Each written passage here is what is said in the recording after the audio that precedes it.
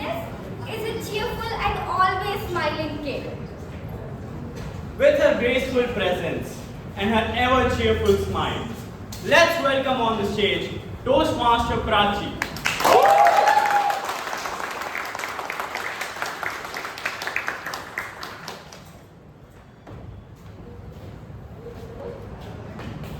Toastmaster Prachi, what's wrong with your sandcastles? What's wrong with your sandcastles? Toastmaster Prachi. Have you ever tried building a sandcastle on a beach during a high tide? None of you? You know what happens, right? I'll tell you. You build, the waves crash. You build again, the waves crash harder. Eventually, you stop building. Not because you wanted to, but because you were tired of starting over and over again. That was my childhood. Every few years, the tides of my life shifted. New cities, new schools, new uniforms, new friends. Until they weren't. I remember back when I was in my 4th grade, my school organized this trip to Udaipur. And I really wanted to join. At first, I was hesitant. Do I have the strength to stay on my own for 4 whole days? That was the question that came to my mind. Yes, classmates were coming, but they were just faces I knew. In that moment, I asked myself a question. Am I so weak? Am I that vulnerable? Do I not have the strength to travel places on my own just because my parents weren't by my side? And that is when I challenged myself and took a leap of faith. 2 days later, I was greeted by Udaipur serenity. I was allotted my hotel room with random girls from another section, and I thought I was managing well until then. But then all of us were taken to adventure sports arena. High ropes, hanging blocks, narrow bridges midair. Sounds exciting, right? No. Wasn't for me. My excitement took one look at those ropes and died. I was shaking. I still encouraged myself. I climbed in, I strapped up. But then, I looked down. Panic. It was written all over my face. And all I could hear was giggles. Maybe they were real. Maybe they weren't. But in my head, I was no longer in Udaipur anymore. I was back in 1st grade, being bullied by older kids.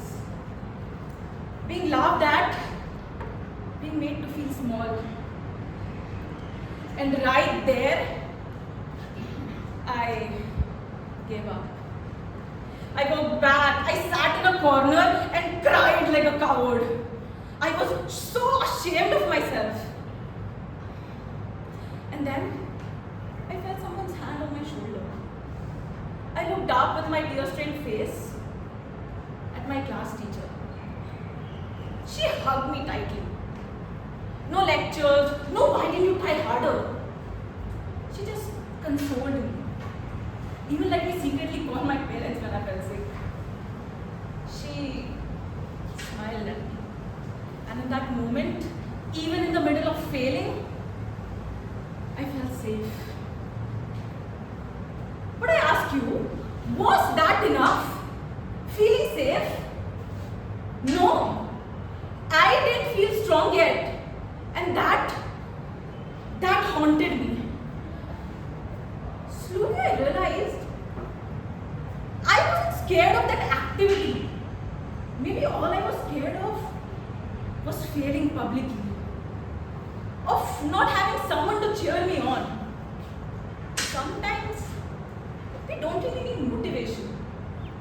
All we need is someone to say, I see you. A hand to hold. a voice to believe in us. And what do you do when you don't find that voice? We become that voice for ourselves. And that's exactly what I did. Like, come on, how do I hold on to people when life keeps asking me to let go? You don't attach yourself to them. You detach. You be on yourself.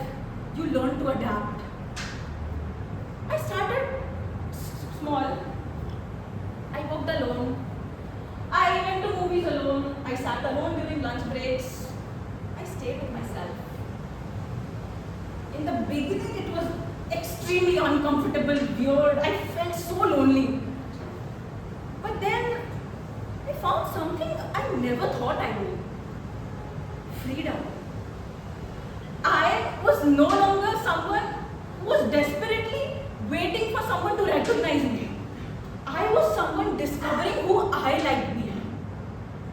And that is when life changed for me. Academics, they became my escape. And I didn't just escape, I excelled. Got straight A's when others were struggling. I started winning debate competitions in that time. Teachers began to trust me with events and speeches. And I discovered that I had finally gotten over my stage fear. I went to speak and I didn't tremble anymore. I had gone from the girl in the background to the one holding the mic, the one no longer looking for validation. And that screamed victory to me. So I ask you, how long will you keep building sandcastles for the people who only walk in to destroy them? How long will you keep performing and not live? How long will you keep hiding your truth from others just to feel accepted? Stop! We don't lose others when we choose ourselves. We just lose the illusion of who they were.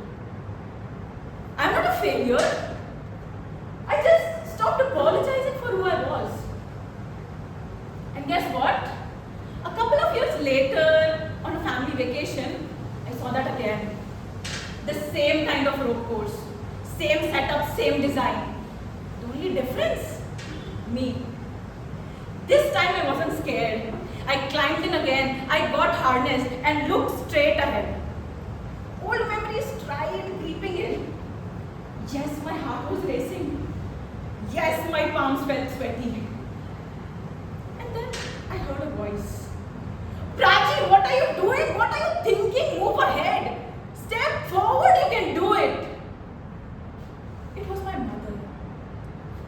She wasn't on the ropes, but she was right there below me. Moving, pacing along with me, taking every step with me, yelling with me as I move forward. And with her every shout, the fear inside me drained.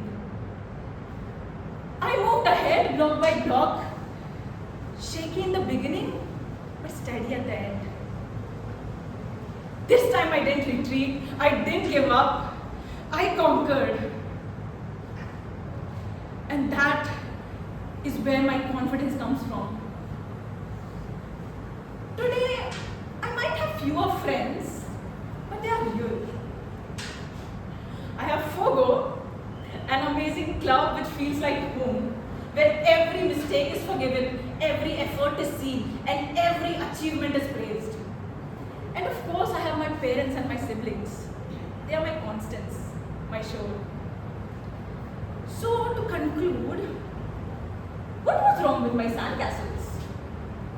Nothing. Maybe I was just building them in a spot where the waves were never meant to let them stay. Today I build differently, at firmer ground with firmer faith, in the people I love, and most importantly, in myself.